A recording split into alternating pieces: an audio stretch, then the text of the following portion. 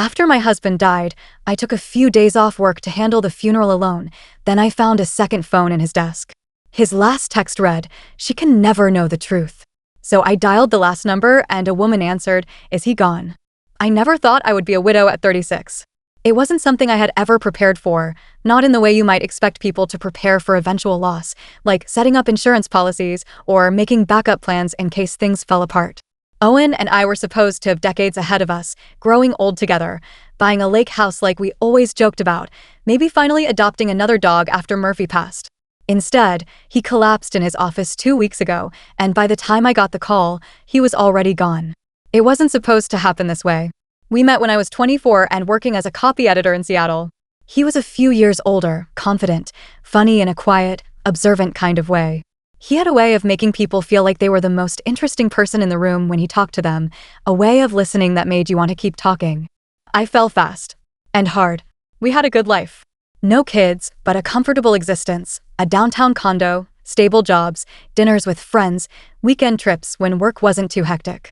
He was the kind of husband who left sticky notes on the fridge with inside jokes, who made me tea when I was sick, who held my hand under the table at family gatherings. There were no obvious cracks. At least, none that I noticed. Then, 3 days after his funeral, I found the second phone. I was in our home office, sorting through his things. I told myself I was just trying to stay busy, that I wasn't searching for anything in particular. But when I found the phone, tucked away in the bottom drawer of his desk, beneath a mess of old receipts and tangled cords, I knew, instinctively, that I was about to uncover something I wasn't supposed to see. The screen lit up when I touched it. No password. Just an old, scratched-up burner phone, the kind you'd pick up at a gas station. A handful of messages were still visible in the text thread. Most had been deleted. But the last message was still there. "She can never know the truth." A chill ran down my spine. I wasn't sure how long I sat there, staring at the words. My brain refused to make sense of them at first. Who was she? What truth? Then, like a fool, I did the one thing that made it real. I dialed the last number. The phone rang twice before a woman's voice answered. "Is he gone?" I felt a pressure in my chest, something sharp and unbearable. My mouth had gone completely dry. The silence stretched. She must have sensed something was wrong because, after a long pause, she whispered again. "Hello?" I couldn't speak. I didn't have the words, not yet. I just hung up and stared at the phone in my hand. It was in that moment that grief and betrayal collided. Because suddenly, I wasn't just mourning my husband, I was questioning everything I thought I knew about him. That night, I barely slept. I lay in bed, staring at the ceiling, the burner phone sitting on my nightstand like a loaded gun. Every time I closed my eyes, I saw that message again. I heard the woman's voice. I imagined a million different scenarios, each worse than the last. By morning, I was done pretending that I could ignore it. I called the number again. This time, when she picked up, she didn't sound surprised. "Look," she said, before I could say anything. "I don't know who you are, but this isn't the time. It sure as hell is the time." I cut in, my voice hoarse. "My husband is dead. And you're the last person he texted. So, either tell me who you are, or I swear to God, I will find you myself." There was a long pause. Then a sigh. "Meet me at the Rustwood Cafe. Noon." Click. I sat there, phone pressed against my ear, listening to the dead air. Then, I got up, showered, and left. The Rustwood Cafe was one of those small, tucked-away places that catered to a certain kind of person, people who ordered oat milk lattes and brought their laptops to work on novels they would never finish. I hadn't been there in years, but as soon as I stepped inside, I felt a pang of something. I had been here before. With Owen. We used to stop here on weekends when we ran errands downtown. He liked their coffee. Always got the same thing, a dark roast, no sugar. I never thought much of it before. But now, standing in the doorway, I wondered how many times he had been here without me. I spotted her immediately. She was sitting in the back corner, facing the door. She was the kind of woman you noticed, sharp, put together, like she had walked straight out of a high-end department store ad. Dark hair, pale skin, an expensive-looking coat draped over the chair beside her. She watched me approach with an expression I couldn't read. "You must be his wife." The words sent a rush of anger through me, hot and fast. "And you are?" I asked, my voice tight. She exhaled slowly, studying me. Then, she pulled something out of her bag. An envelope. She slid it across the table. "You should go home, Evelyn." Hearing my name in her mouth made something twist in my stomach. "Not until you tell me what's going on." Her lips pressed together. Then, she sighed and nodded toward the envelope. Open it. My fingers trembled slightly as I lifted the flap. Inside was a single photograph, grainy, black, and white, taken from a distance. Owen, standing next to a woman. Not the woman sitting across from me.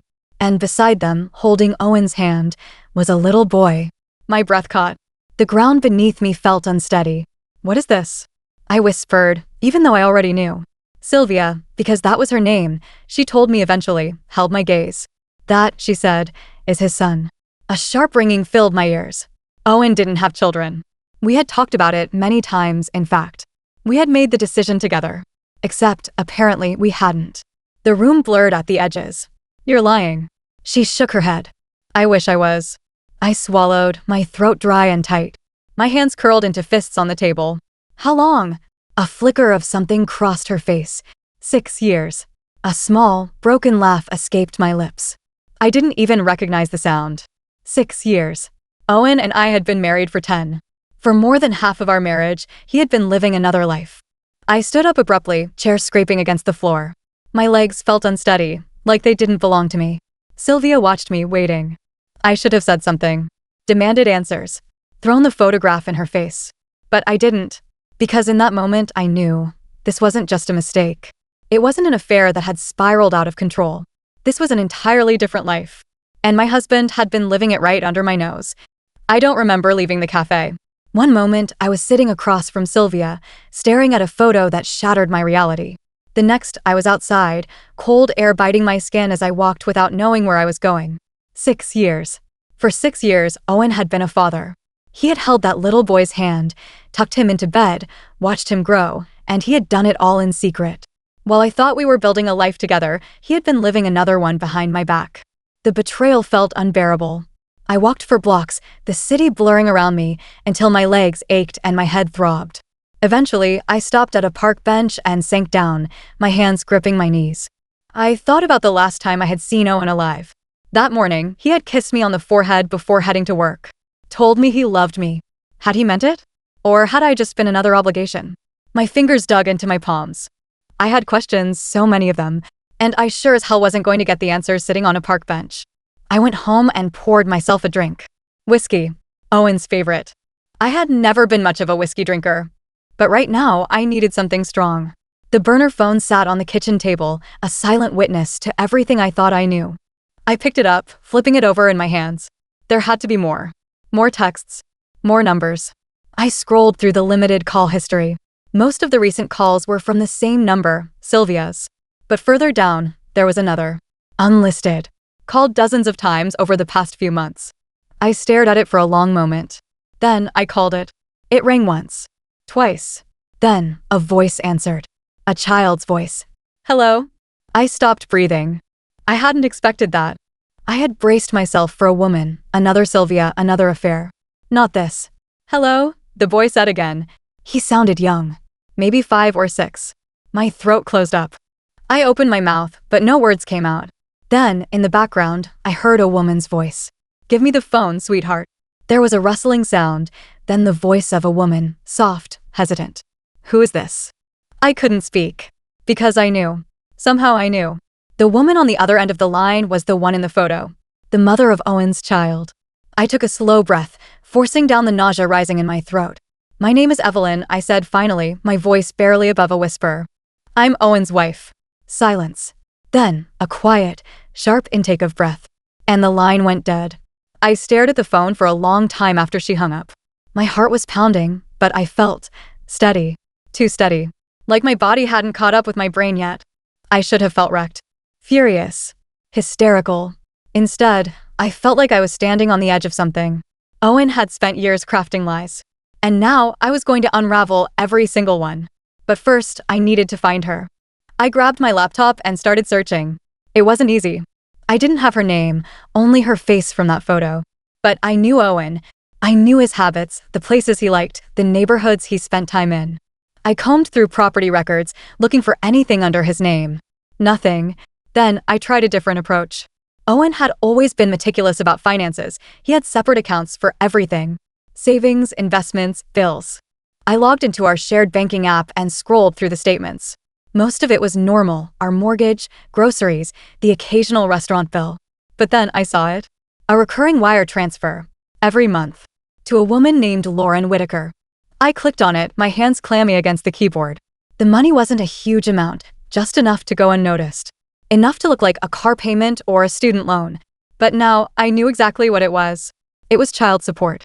I found her address a few hours later. She lived in a quiet neighborhood just outside the city, in a small, nondescript house. The kind of place you drive past without a second glance. The kind of place where my husband had built his second life.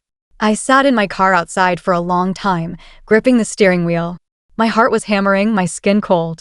I wasn't sure what I was going to do. I just knew I couldn't leave without seeing her. So, I got out, walked up the short driveway, and knocked on the door. A few seconds passed. Then, footsteps. The door cracked open, and there she was. Lauren. Her eyes widened the moment she saw me. I stared at her, my stomach churning. She was younger than me, maybe early 30s. Pretty in a quiet way.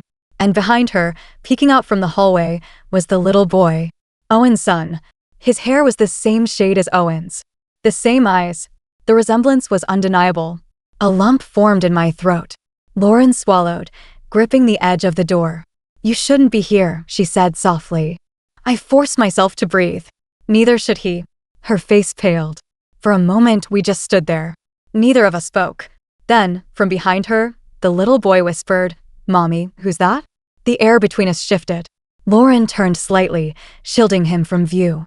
"Go to your room, baby," she said gently. He hesitated, his small face scrunched in confusion. But then he obeyed, disappearing down the hall. Lauren turned back to me. "Please," she whispered. "Not here." I felt something snap inside me. "Why?" My voice cracked. "Why did he do this?"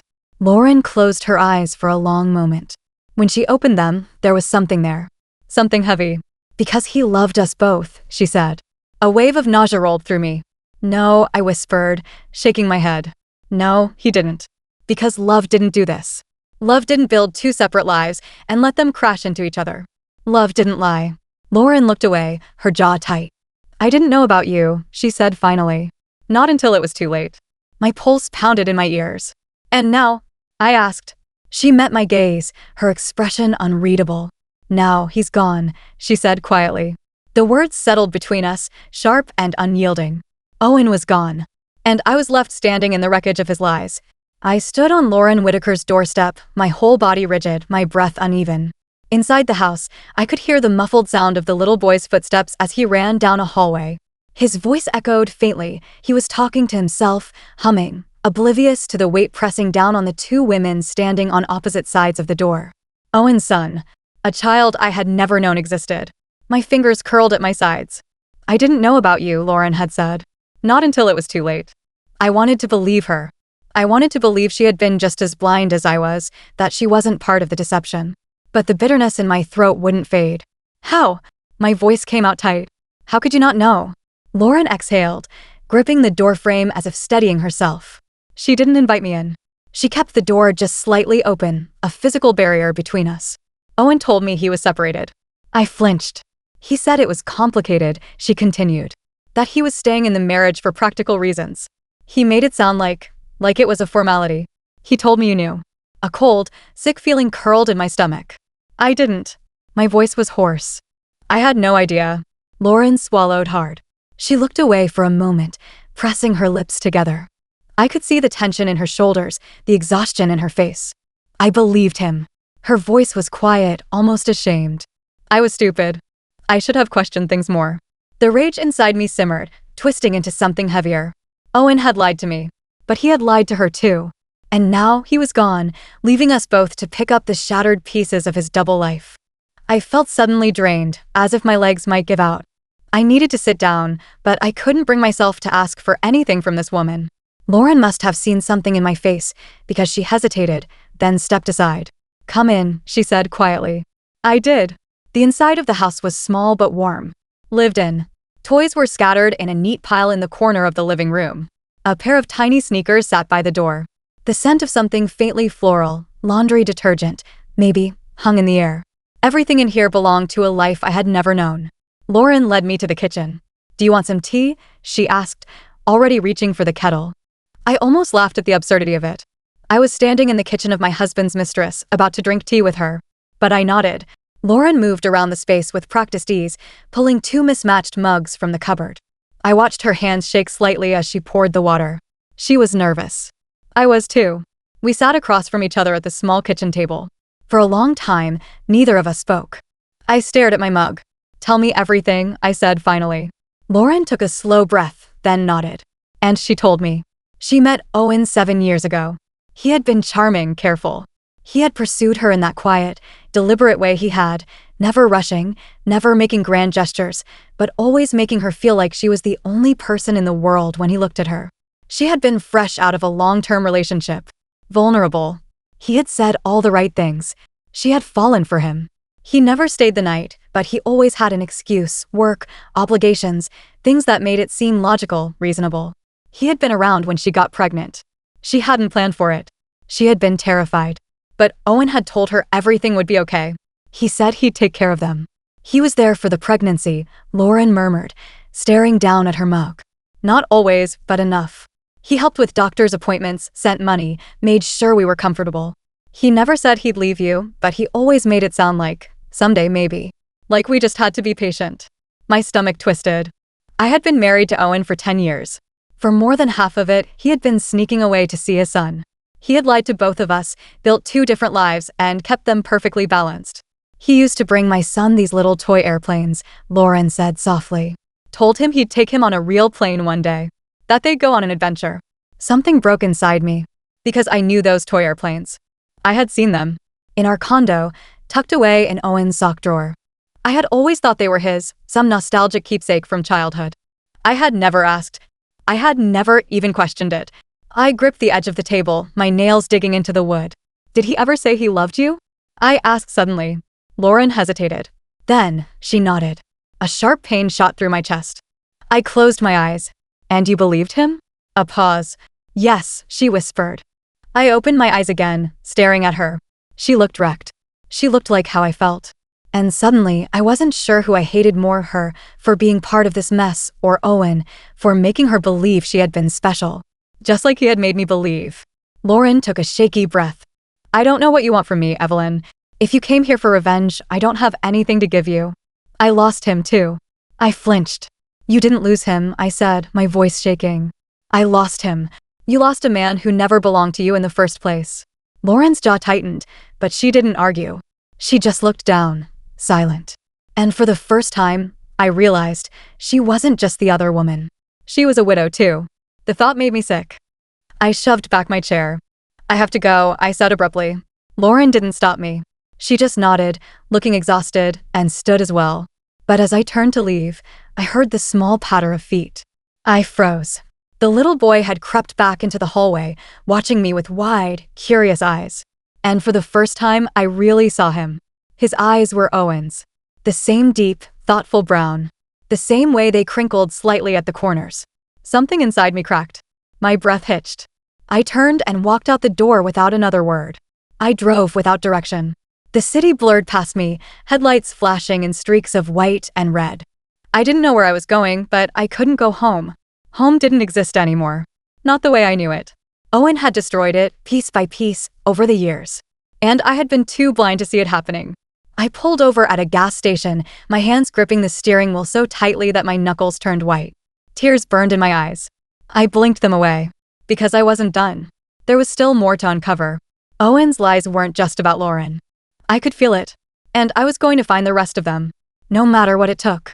I sat in my car outside that gas station for a long time, the hum of traffic around me blending into a dull roar. Owen had been dead for a week, and yet it felt like he was still here, still controlling my life, still pulling the strings of the twisted reality he had built. And I was done letting him win. I wasn't going to let him get away with it, not in death, not in memory, and certainly not in the legacy he thought he had left behind. So, I pulled out my phone and started making calls. It was time to burn down the life Owen had left behind. The first thing I did was hire a lawyer. Owen and I had shared everything, our finances, our assets, our home. Which meant every single dime of his estate was legally mine. And it turned out Owen had made one crucial mistake. In all his careful deception, All his years of splitting his life between two women, he had never taken the time to put anything in writing for Lauren or his son. No will. No trust fund. Nothing. Everything he had ever given them had come straight from his bank account, money that, upon his death, became mine. And I wasn't feeling particularly generous. Lauren had made her choices.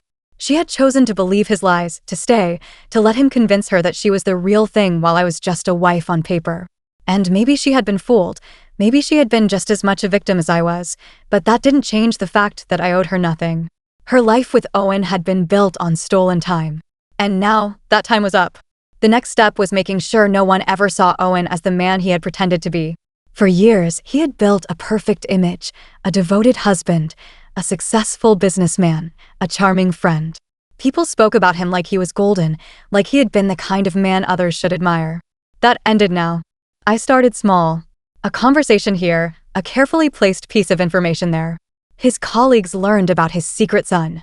His business partners discovered he had been siphoning off money for years, small amounts, hidden in expenses, just enough to keep Lauren and the boy comfortable without raising suspicion. Then I went bigger. Owen had spent years curating his reputation. But it only took me a few well-crafted emails to tear it all down. I leaked his financial records. I exposed the discrepancies in his business accounts. And then, the final blow, I sent every single detail of his affair to his closest friends, his extended family, the people who had put him on a pedestal. The fallout was instant. His business associates distanced themselves.